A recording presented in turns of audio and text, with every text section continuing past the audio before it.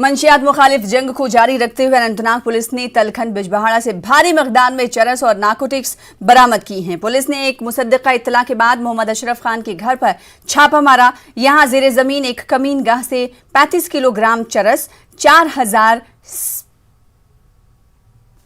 Capsule और codeine phosphate की बोतलें बरामद कर ली गई हैं। इससे कबल पुलिस ने मरहमा अनंतनाग के फारूक अहमद भट्ट को कोडीन की बोतलों समेत गिरफ्तार किया था। इसकी निशानदेही पर यह ऑपरेशन अंजाम दिया गया। एसएसपी अनंतनाग इम्तियाज हुसैन के मुताबिक मंशियात के खिलाफ कार्रवाई जारी रहेगी। पहलगाम के जंगलाती रकबे पर भांग की काश्त करने की पादाश में 47 अफराद के खिलाफ केस दर्ज किया गया है। पुलिस ने लोगों से मंशियात मुखालिफ जंग में ताउन की अपील की है। मंशियात फरोशों के खिलाफ कार्रवाई में शिद्दत लाने की अवामी हलकों ने सताइश की।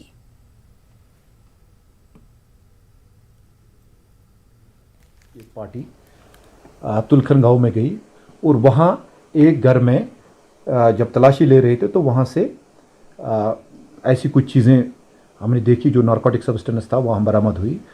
तो फारूक अहमद भट्ट है घर वाले का नाम।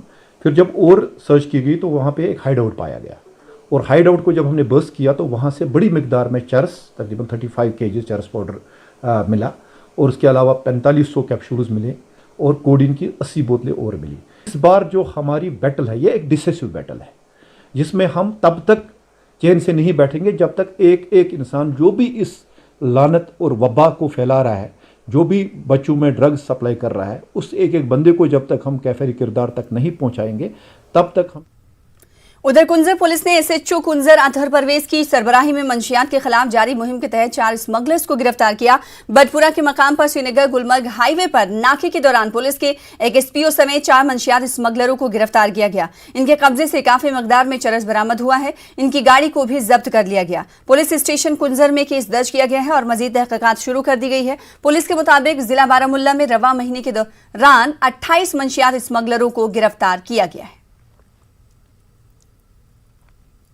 और अब खबर कोविड अपडेट के हवाले से। जम्मू कश्मीर में गुज़िश्ता 24 घंटों के दौरान रिकॉर्ड तादाद में कोरोना वायरस के नए मुस्बत केस सामने आए हैं। 3164 अफराद के टेस्ट मुस्बत पाए गए हैं। जम्मू से 1030 और कश्मीर से 2134 नए केस सामने आए हैं। इस बीच 1457 मरीज सेहतियाब भी हुए हैं। गुज़िश्ता 24 घंटों के दौरान मजीद 25 कोरोना मुतासरा अफराद की मौत हुई है। जम्मू खित्ते में 15 और कश्मीर में 10 मरीजों की मौत हुई है। यूटी में अब 22,283 एक्टिव पॉजिटिव केस हैं।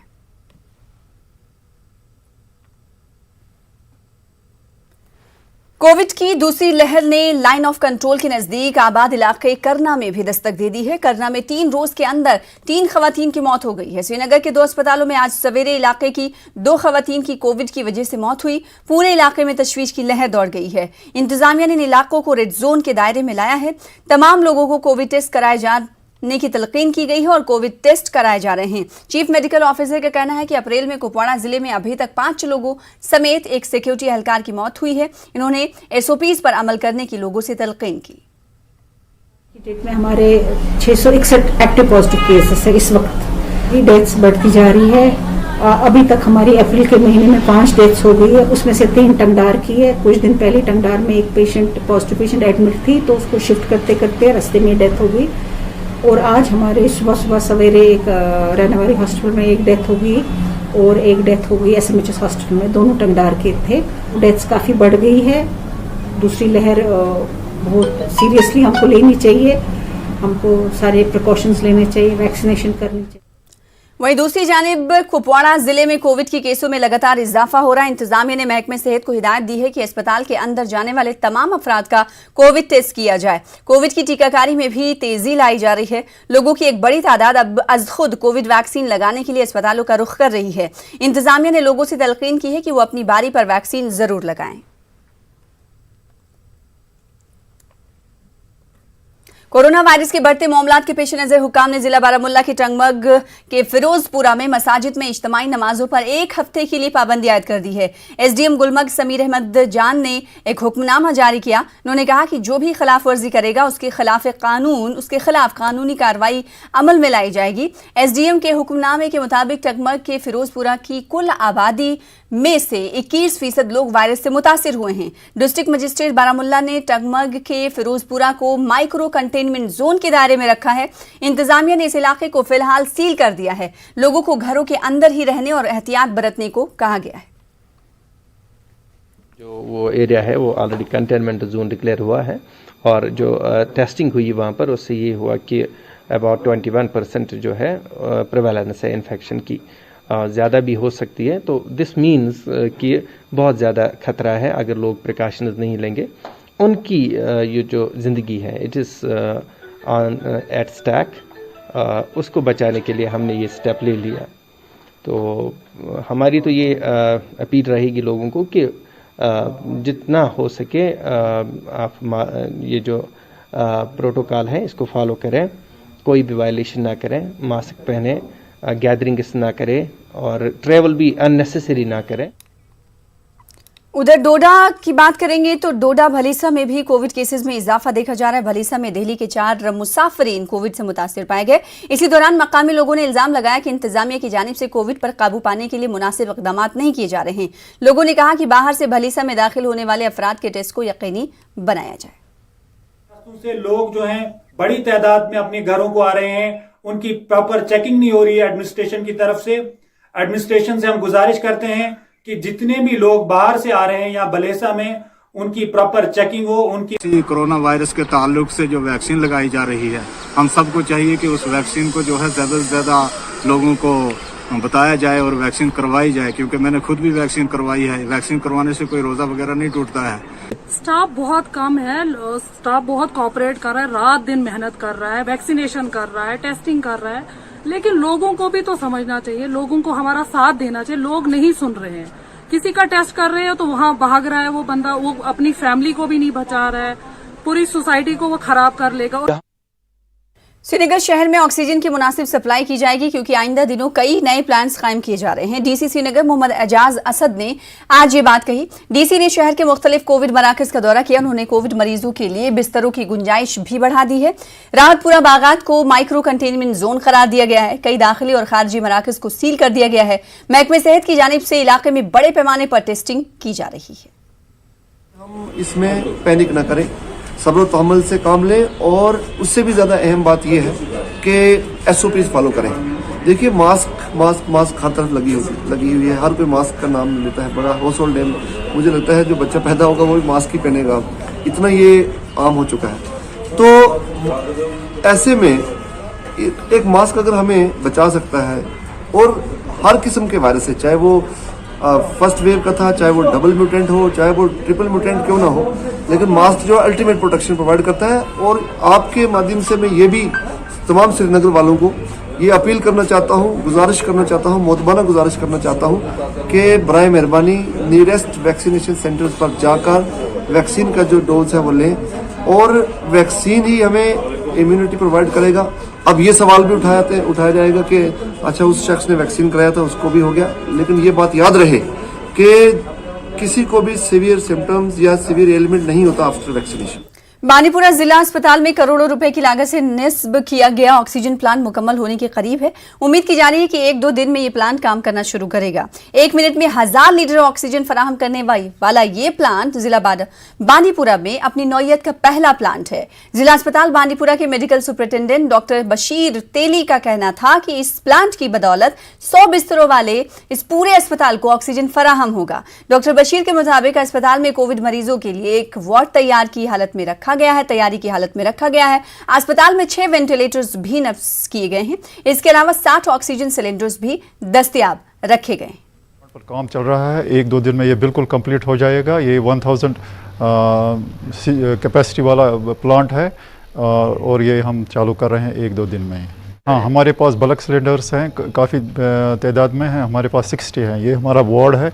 यहाँ ये हमने लेवल 3 के लिए बनाया है। डिस्ट्रिक्ट हॉस्पिटल में वार्ड 1 है, तो इसको हमने ऑक्सीजन सप्लाई के साथ कनेक्ट किया है। जो हमारा ऑक्सीजन प्लांट रहता है डिस्ट्रिक्ट हॉस्पिटल में, उसका भी काम चल रहा है और आने वाले कुछ ही दिनों में, लगभग 1 हफ्ते में वो कंप्लीट हो जाएगा। और हमारे हॉस्पिटल में जो ऑक्सीजन जनरेशन प्लांट है वो भी पूरी तरह फंक्शन हो जाएगा। तो हमारी ऑक्सीजन की जो कैपेसिटी है वो ऑलरेडी सफिशिएंट थी, वो और ज़्यादा बढ़ जाएगी। डिस्ट्रिक्ट अस्पताल शोपियां में ऑक्सीजन प्लांट कारगर हो गया है। 3000 लीटर के ऑक्सीजन प्लांट के कारगर होने पर मकामी लोगों ने राहत की सांस ली है। अस्पताल के मेडिकल सुपरिटेंडेंट ने कहा कि मौजूदा हालात में प्लांट की अशद जरूरत थी और इंतजामिया ने वक्त रहते ये काम पूरा किया। मकामी लोगों और समाजी कारकुनों ने अस्पताल इंतजामिया की सताइश की। चालू किया गया है, हमें बहुत मसरत हुई है क्योंकि आजकल जो ये हमारा जो कोविड का मसला है, इसमें ऑक्सीजन की प्रॉब्लम हो रही है जो पूरे हिंदुस्तान में है। लेकिन जो हमारा कश्मीर है, हमारा शोपियां खासकर जो है, तो इसमें ये प्लांट लग गया है।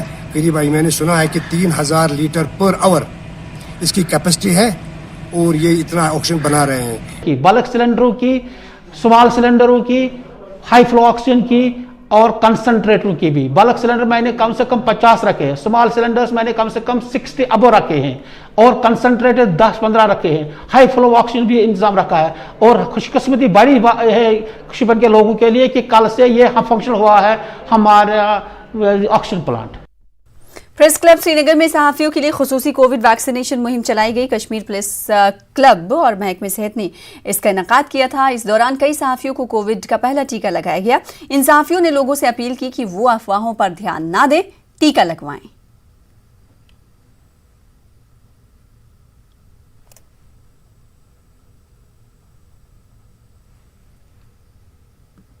कोविड शील्ड का आज पहला फर्स्ट डोज जो है यहाँ पे लिया, तो इसमें कुछ खतरे की बात है, जैसे एपर्शंस हो रहे हैं सोसाइटी में कि वैक्सीन करके इंसान को खतरा है फीवर का। ये ऐसा कुछ भी नहीं लगा। इट्स ए नॉर्मल थिंग है। इंसान कोई भी आ सकता है, कोई भी कर सकता है एंड ये कंपलसरी भी है। जो आज इंडिया में सेकेंड वेव आई है, उसी के साथ जो जम्मू कश्मीर सेकेंड वेव आई है, आजकल आप देख लीजिए पिछले फ्यू वीक से जो केसेस यहाँ के हैं वो अबाउट 2000 क्रॉस कर गए, लेकिन सब लोगों को कंपलसरी। डीडीसी चेयरपर्सन गांधरबल ने नायब चेयरमैन के हमरा अपने ही दफ्तर को ताला बंद कर दिया है। इंतजामिया के खिलाफ एहतजाज के दौर पर दफ्तर को बंद किया गया है। इन्होंने इल्जाम लगाया कि जिला इंतजामिया मुंतखब नुमाइंदों को बुनियादी हुकूक देने में नाकाम हुआ है। इन्होंने कहा कि तामीर और तरक्की के लिए हाल ही में मंजूर की गई रकम अभी तक वागुजार नहीं की गई। इन्होंने कहा कि इस वजह से वो इन लोगों के सामने जाने से कासिर हैं जिन्होंने इन्हें वोट देकर कामयाब बनाया। हम गवर्नमेंट से ये अपील करना चाहते हैं कि ये बजट जैसे सीडीएफ के तौर पे जैसे देते थे पहले, उसी तरह ये हमें दे, नहीं तो हमें कोई फायदा नहीं है। हम लोगों के चुने हुए नुमाइंदे हैं, हमें लोगों ने चुना हुआ है। हम लोगों के सामने कल क्या मुंह दिखा के जाएंगे और हमारे लोगों को क्या फायदा मिलेगा। इसका प्रोटोकॉल जब वारंट प्रोसीजर निकला है सरकार की तरफ से, इसमें कहा गया है कि जो हमारे चेयरपर्सन होंगे वो एमओएस के बराबर होंगे और मेयर के बराबर होंगे। जो वाइस चेयरपर्सन का प्रोटोकॉल होगा वो एज ड्यूकाम या आईजी के बराबर होगा। आपके सामने ही आपका प्रोटोकॉल, हमारा प्रोटोकॉल आपके सामने ही है। अनंतनाग के काजीगुंड इलाके में पेश आए हादसे में एक ट्रैफिक पुलिस एहलकार की मौत हो गई। यह हादसा उस वक्त पेश आया जब एक ट्रक ने ड्यूटी पर तैनात ट्रैफिक पुलिस कांस्टेबल अब्दुल मजीद तांतरे साकिना चंदौसा बारामुल्ला को टक्कर मारी। इसके नतीजे में वो मौके पर ही जाबहक हो गए। पुलिस ने ट्रक ड्राइवर मुश्ताक अहमद सूफी को गिरफ्तार करके केस दर्ज कर लिया है। ट्रक को भी पुलिस ने जब्त कर लिया है। सरकोली कलारूस से कुपवाड़ा में एक कार हादसे का शिकार होकर नाले में गिर गई। सड़क से लुढ़क कर गिरने वाली इस कार में 3 लोग सवार थे। इस दौरान कलारूस कंपनी से फौज की पेट्रोलिंग पार्टी को हादसे की जानकारी मिली। फौज ने फौरी तौर पर हरकत में आकर जख्मियों को निकाला। मकामी लोगों की मदद से जख्मियों को अस्पताल मुंतकिल किया गया। हमदर्द ई कुपवाड़ा बटालियन की जानिब से रिकवरी वैन फराहम करके कार को भी निकाल लिया गया। इन्होंने फौज के इस हमदर्दाना इकदाम की काफी सताइश की है। कोविड केसेस में तेजी से इजाफे ने अपोजिशन पार्टियों को एनडीए हुकूमत को निशाना बनाने का मौका दे दिया है। मुनासिब इकदाम न करने पर एलजी इंतजामिया पर भी तनकीद की जा रही है। दूसरी जानिब बीजेपी ने इल्जामात को मुस्तरद कर दिया और कहा कि हुकूमत की जानिब से वबा पर काबू पाने के लिए दरकार जरूरी इकदामात किए जा रहे हैं। देखिए इस हवाले से हमारे नुमाइंदे समीर भट्ट की खास रिपोर्ट।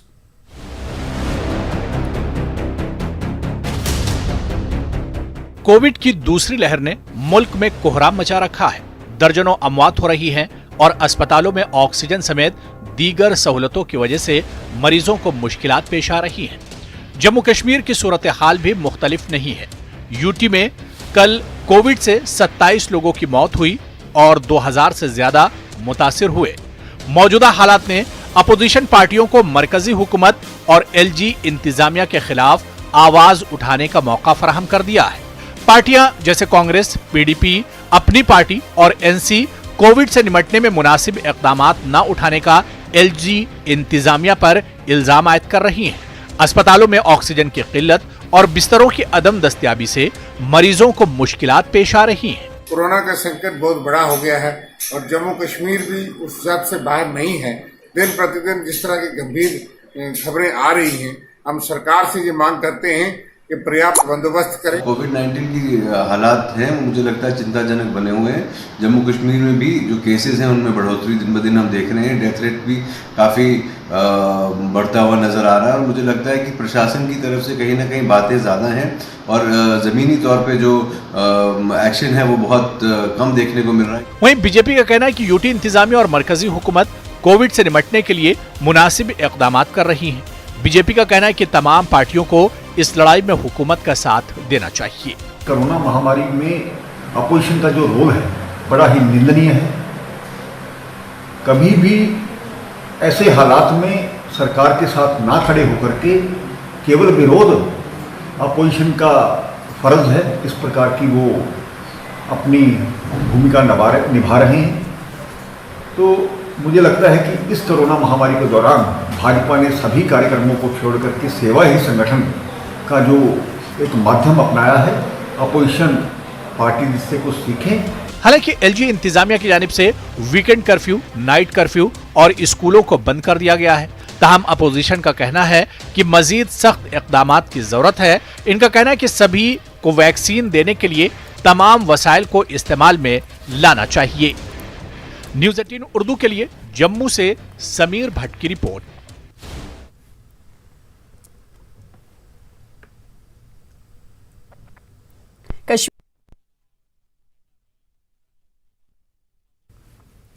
कश्मीर में इस वक्त इफ्तार का वक्त हो गया है। श्रीनगर समेत कश्मीर में इस वक्त इफ्तारी का वक्त हो गया है।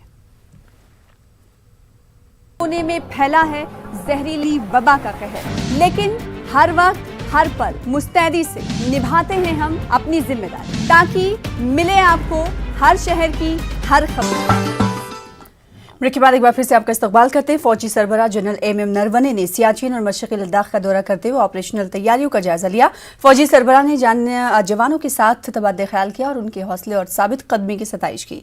मशरक़ी लद्दाख के मुश्किल तरीन खित्ते में फौजी जवान अपनी खिदमत अंजाम दे रहे हैं। सांबा के मुखी चौक में बीती रात एक सड़क हादसा पेश आया। एक तेज रफ्तार ट्रक ने पीछे से कार को टक्कर मार दी। इस हादसे में 5 अफराद शदीद तौर पर जख्मी हुए हैं, जिन्हें जम्मू रेफर कर दिया गया। मकामी लोगों का कहना है कि मुखी चौक में फ्लाईओवर न होने की वजह से आए दिन सड़क हादसा पेश आ रहे हैं। इन्होंने इंतजामिया से फ्लाईओवर तामीर करने की अपील की।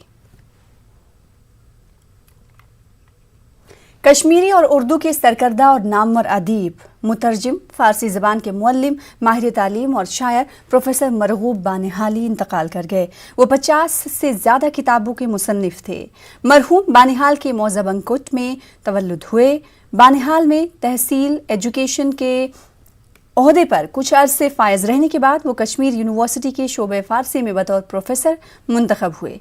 वो बहैसियत सदर शोबे कश्मीरी सुबुकदोश हुए। वो उम्र भर अपनी इल्मी और तहकीकी सरगर्मियों में मसरूफ रहे।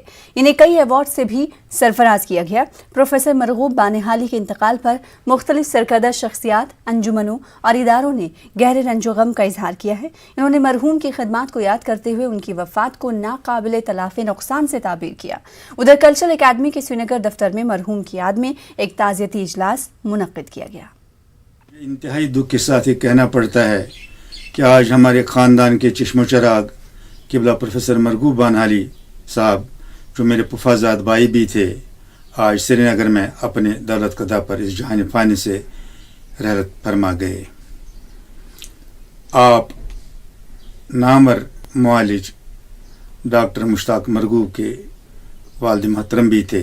मेरे वालिद मीर गुलाम रसूल नाज़की मरगूब साहब को जब मुखातिब करते थे तो कहते थे, मरगूब बानिहाली महबूब लाइज़ाली। मरगूब एक हमजात शख्सियत का नाम था। ज़बान पर कुदरत और अपने सब्जेक्ट पर बिलखुसूस तसव्वुफ में भी नक्शबंदिया मदरसे फ़िक्र में वो पूरा अपना दस्तरस रखते थे। मरगू साहब की शायरी उनकी अपनी तरह की शायरी थी। वो शायरी वही कर सकते थे और कोई नहीं कर सकता। मैं उन्हें नाकाबिल तकलीद शायर समझता हूँ।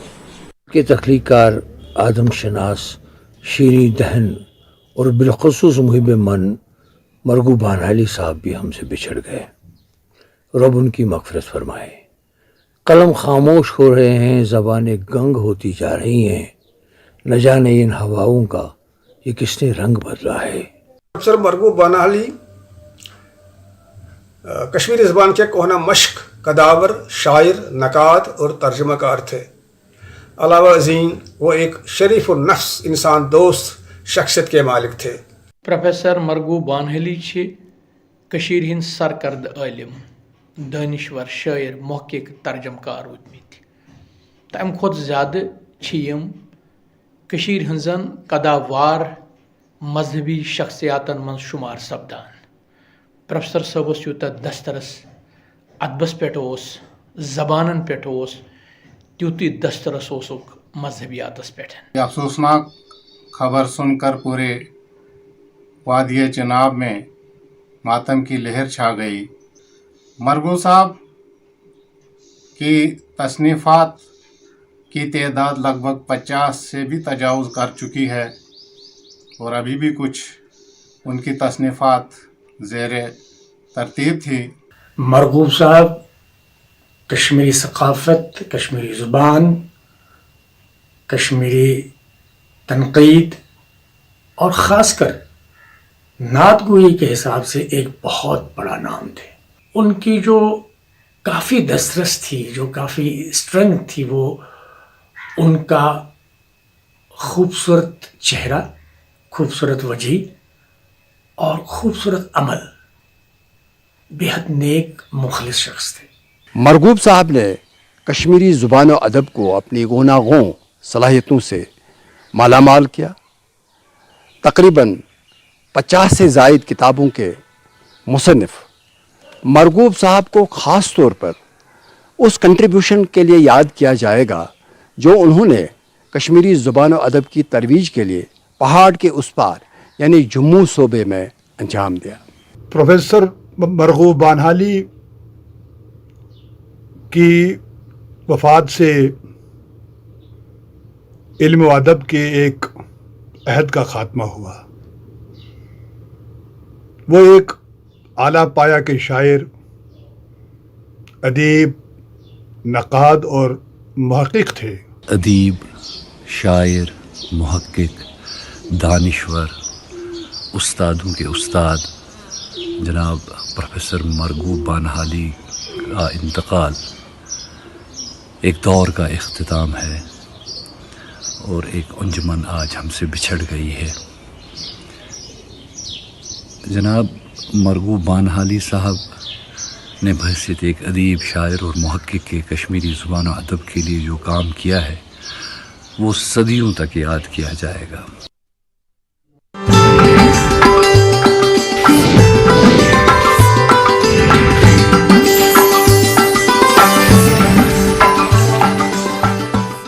कहते हैं एक से भले दो और दो से भले तीन।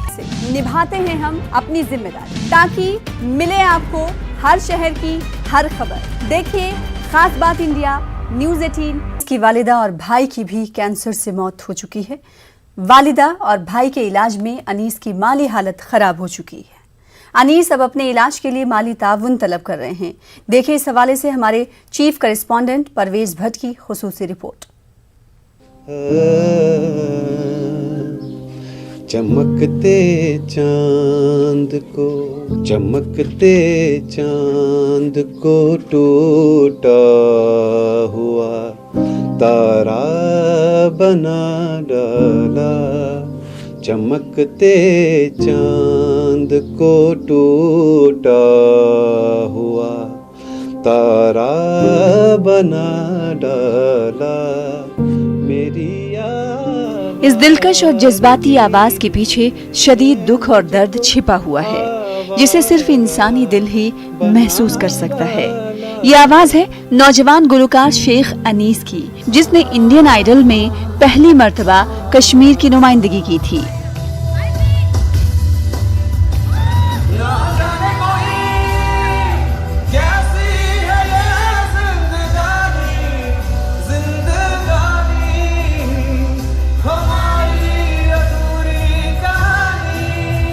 एक हाथ से माजूर अनीस पिछले कई वर्षों से अपनी खूबसूरत आवाज से लोगों का दिल मोह रहे हैं। उनका हालिया नगमा साहिबो सत में छम काफी मकबूल रहा। सत में छम जानी वक्त में असल छावतम कूद काला रोज बेजा। इस नगमे की लॉन्चिंग के मौके पर अनीस को ब्रेन ट्यूमर होने का पता चला।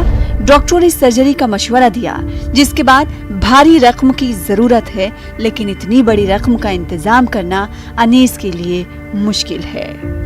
अनीस की वालिदा और भाई की कैंसर से मौत हुई, जबकि दिल का दौरा पड़ने से उनके वालिद भी इंतकाल कर गए। जब मैं इंडियन आइडल के ऑडिशन में गया था उस टाइम मेरे भाई का कैंसर हो गया था डायरेक्ट, तो उसमें कोलन कैंसर हो गया था। तब जब इंडियन आइडल में मैं था तो मेरे भाई की डेथ हो गई थी। इवन मुझे ये मालूम नहीं था कि मेरे भाई की डेथ हो गई। जब मैं लगभग 40 डेज़ के बाद मैं वापस आया तो मेरे भाई की डेथ तब हो चुकी थी। उनकी डेथ कैंसर से हो गई, तब मैं इंडियन आइडल में ही था। तो उसके बाद मेरी मामा की भी डेथ कैंसर से ही हो गई और रिसेंटली मेरे पापा की भी डेथ हो गई, उनका हार्ट अटैक से डेथ हो गया।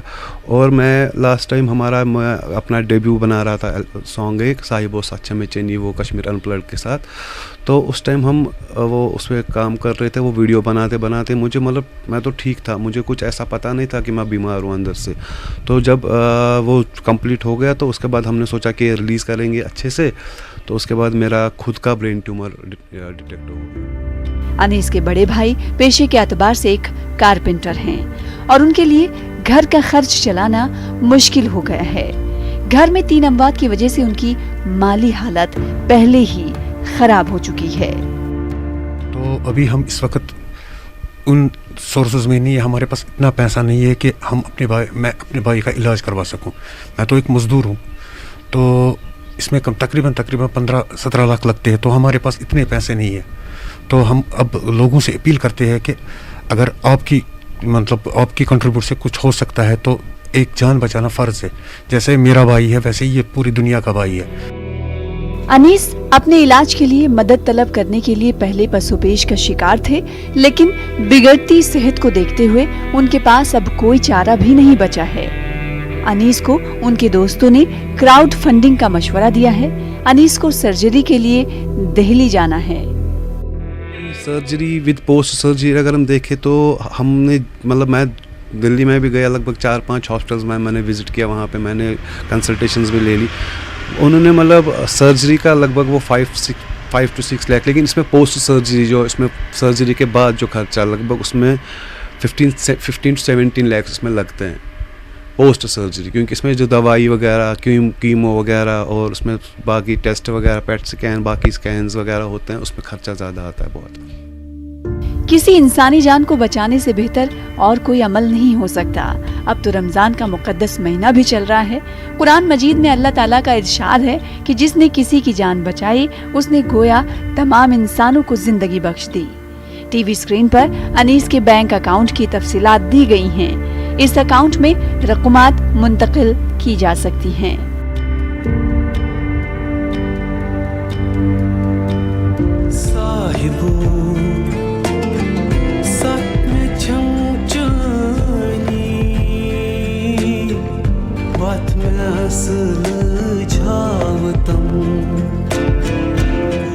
न्यूज़ 18 उर्दू के लिए श्रीनगर से परवेज भट्ट की report. All parties migrants coordination committee के चेयरमैन विनोद पंडिता ने इल्जाम लगाया है कि पीएम एम्प्लॉयमेंट पैकेज के तहत भर्ती किए गए कश्मीरी माइग्रेंट्स, जूनियर इंजीनियर्स और जूनियर असिस्टेंट्स को दानिस्ता तौर पर सीनियरिटी लिस्ट में शामिल नहीं किया गया। इनका कहना है कि मज़कूरा मुलाजमीन ने दिगर मुलाजमीन की तरह ही तमाम कवायद ज़वाबित पूरे किए हैं। विनोद पंडिता ने कहा कि उन्होंने हाल ही में एलजी से इस मसले को उठाया और एलजी ने उससे हल करने का यकीन दिलाया है। इन्होंने एक मरतबा फिर एलजी से इस मामले में मुदाखलत करने की अपील की ताकि इन मुलाजमीन को भी सराहत करदा कवायद के मुताबिक प्रमोशंस मिल सकें। आपसे निवेदन कर रहा हूं कि आप इसको नजरसानी करें और टाइम फ्रेम में इनकी प्रमोशन की जाए। और साथ में मैंने कल कई मेरे फोन कॉल्स आए जो हमारे और कुछ लोग लगे हैं जो फाइनेंस डिपार्टमेंट में लगे अकाउंटेंट्स, तो उन अकाउंटेंट जो लगे हैं उनको भी कल इनसे बेहतर। ये हमारे पीस एम्बेसडर्स हैं, ये हमारे फ्रंट लाइन वर्कर्स हैं, जो पहली पार्टी थी जो गई थी। तो आपको चाहिए कि पहले इनकी जो फंक्शनिंग स्मूथ करें, इनको स्मूथली काम करने दें और इनके जो दिनचर्या में, इनके जो जॉब्स में इतने हैसल क्रिएट ना करें, ताकि हम लोग जो बाकी लोग हैं वो सोच सकें कि हम वापस। सांबा के सरहदी इलाके रामगढ़ के कोटली मात कल्याण के खेतों में अचानक आग लग गई। इस वजह से गेहूं की फसल को काफी नुकसान पहुंचा। बताया जा रहा है कि आग इतनी भयानक थी कि उसे देखते ही देखते 135 कनाल अराजी पर फैली फसल को अपनी लपेट में ले लिया। आग लगने के 2 घंटे बाद फायर ब्रिगेड की गाड़ियां जाए वारदात पर पहुंची। काफी मशक्कत के बाद आग पर काबू पाया गया। ACR सांबा ने मौके पर पहुंचकर सूरत हाल का जायजा लिया। उन्होंने जल्द से जल्द नुकसान का तखमीना लगाकर रिपोर्ट तैयार करने की हिदायत दी है। उनको किसी को इस डिपार्टमेंट का ध्यान नहीं है। पहले हमें इंश्योरेंस कराई थी, ये कहते कि नेचुरल लॉसेस होने चाहिए। लाखों लोग ये हमारे किसानों से लेकर गए हैं, वो जो कंपनियां वो वापस ही नहीं आ पाई। कहने का भाव भी कोई भी जमींदारों के हक में नहीं है। यहाँ दोपहर के समय ट्रैक्टर में आग लग गई और वो आग देखते ही देखते सभी खेतों में फैल गई। तो ये शुक्र है ऊपर वाले का कि किसी तरह का जानी नुकसान नहीं हुआ। तो जो भी इसका माली नुकसान हुआ है उसका हमारा रेवेन्यू स्टाफ है, तहसीलदार साहब मौके पे हैं, डीसी साहब ने मुझे भी भेजा है, तो हम सारा जायजा ले रहे हैं और आज ही इसकी हम सारी रिपोर्ट बना के डीसी साहब को पेश करेंगे और उसके बाद इनको जल्द से जल्द रिलीफ दिलाएंगे। करेरी बारामुल्ला में एक बिजली ट्रांसफार्मर में आग लग जाने से एक रिहायशी मकान भी नजर आतिश हो गया। यानी शाहिदीन के मुताबिक रिहायशी मकान के करीब नस्ब किए गए ट्रांसफार्मर में अचानक आग लग गई। आग ने पूरे मकान को अपनी लपेट में ले लिया। लोगों ने आग पर काबू पाने की काफी कोशिश की, मगर वो इसमें नाकाम रहे। आग इस कदर भयानक थी कि खवातीन और बच्चे चीखो पुकार करते हुए महफूज मकामात की तरफ भागे और लोडिंग की वजह से आग लगी है। पुलिस इस मामले की जांच कर रही है।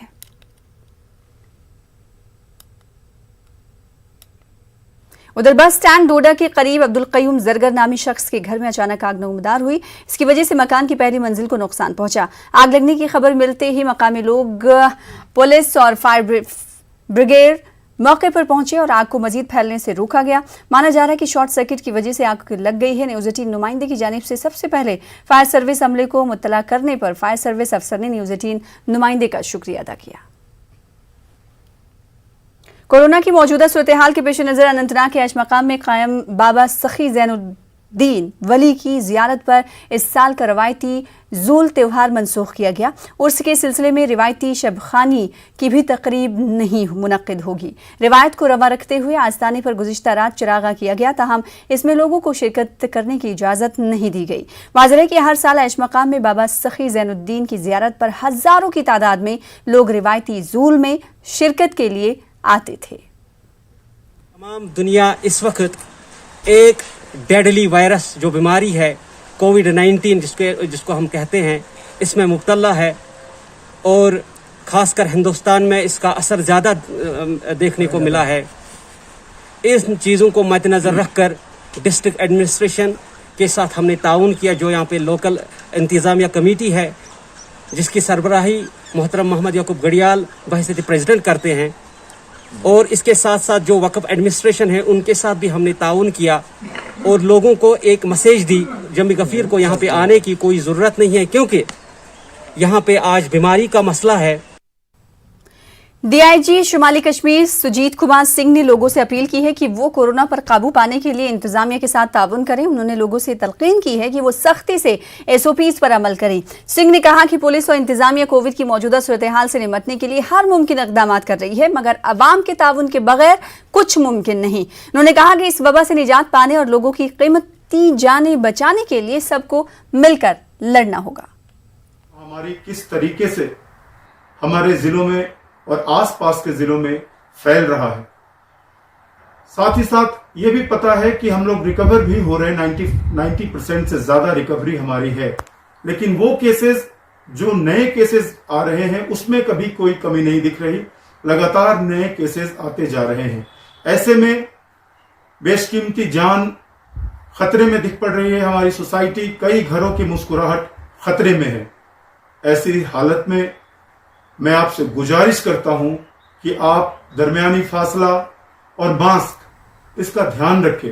गवर्नमेंट ने जो इंस्ट्रक्शंस निकाले हैं उसको आप दिलो जान से फॉलो करें। रुकने पार्लियामेंट हसनैन मसूदी ने पामपुर, अवंतीपुरा और तराल के अस्पतालों का दौरा करके कोविड सूरत हाल का जायजा लिया। इन्होंने सभी अस्पतालों में तिब्बी अमले के साथ मीटिंग मुनक्किद की। रुकने पार्लियामेंट ने कहा कि अवंतीपुरा में अभी तक वैक्सीनेशन शुरू नहीं की गई है। तराल और अवंतीपुरा में वैक्सीन का कोटा खत्म हो गया है। इस पर उन्होंने बरहमी का इजहार किया। उन्होंने कहा कि सरकार को चाहिए कि हर किसी अस्पताल में ऑक्सीजन और वैक्सीन मैसर रखें। एक साल में क्यों नहीं? जब 17 मार्च को पीएम केयर फंड किया गया तो पहले 5 दिन में ही 3000 करोड़ रुपए उसमें जमा हो गए। वर्ल्ड हेल्थ ऑर्गेनाइजेशन ने दिसंबर 2019 में हमें सावधान किया, अलर्ट किया, हमें भी और बाकी मुल्कों को भी, भाई ये महामारी आने वाली है, सावधान रहिए। लेकिन हमने वक्त खो दिया, 1 साल और 1.5। अब इस वक्त मैं, बल्कि मेरी ये गुजारिश होगी सरकार से कि सब डिस्ट्रिक्ट हॉस्पिटल क्या, आप हर एक पीएचसी में ऑक्सीजन की व्यवस्था रखें। म्युनिसिपल कमेटी और महकमे माल की एक टीम ने तराल में मार्केट चेकिंग अंजाम दी। गिरफ्त फरोशी करने और एसओपीज पर अमल न करने पर कई दुकानों को सील किया गया। ये दुकानदार मरहलवार तरीकों पर खोलने से मुतालिक अहकाम पर अमल नहीं कर रहे थे। दुकानदारों को मुकर्रर करदा कीमतों पर ही तमाम अशिया फरोख्त करने की हिदायत दी गई। कि किसी जगह कोई वायलेशन कर रहा है तो मजिस्ट्रेट को साथ लेके हमने कुछ दुकान वहाँ सील भी किए हैं, ताकि लोगों में ये मैसेज जाए कि एसओपीज फॉलो करनी कितनी ज़रूरी है। तो हम आपकी वसातों से लोगों से ये अपील कर रहे हैं कि वो हमें ताउन करें, वो जो एसओपीज गवर्नमेंट ने इशू किए हैं उनको फॉलो करें, ताकि अपनी जान की भी हिफाजत हो जाए और लोगों की भी हिफाजत हो जाए। उधर राजौरी में एक 70 साल मरीज की मौत के साथ ही कोरोना से मरने वालों की तादाद 62 हो गई है। एग्जीक्यूटिव मजिस्ट्रेट की मौजूदगी में बरेवन गांव में उसकी आखिरी रसूमात एसओपीज के तहत अदा की गई। एग्जीक्यूटिव मजिस्ट्रेट ने लोगों से अपील की कि वो कोविड एसओपीज पर अमल पैरा हों। 50% दुकानों को खुला रखने से मुताल्लिका ऑर्डर की खिलाफवर्जी करने की पादाश में राजौरी में 4 दुकानदारों के खिलाफ कार्रवाई की गई। तहसीलदार राजौरी की सरबराही में एक टीम ने मार्केट चेकिंग की। 4 दुकानों को सील कर दिया गया। तहसीलदार रफीक चौधरी का कहना है कि एसओपीज और सरकारी अहकाम की खिलाफवर्जी करने वालों के खिलाफ सख्त कार्रवाई की जाएगी। डीसी राजौरी राजेश कुमार ने नौशहरा टाउन का दौरा किया। उन्होंने कोविड से मुतालिक हुक्मनामों पर अमला आवरी का जायजा लिया। उन्होंने मार्केट एसोसिएशन के साथ मीटिंग भी मुनक्किद की। डीसी ने कहा कि जिले में कोरोना की सूरत हाल काबू में है। उन्होंने मजीद कहा कि टेस्टिंग के अमल में मजीद सूरत लाई जाएगी।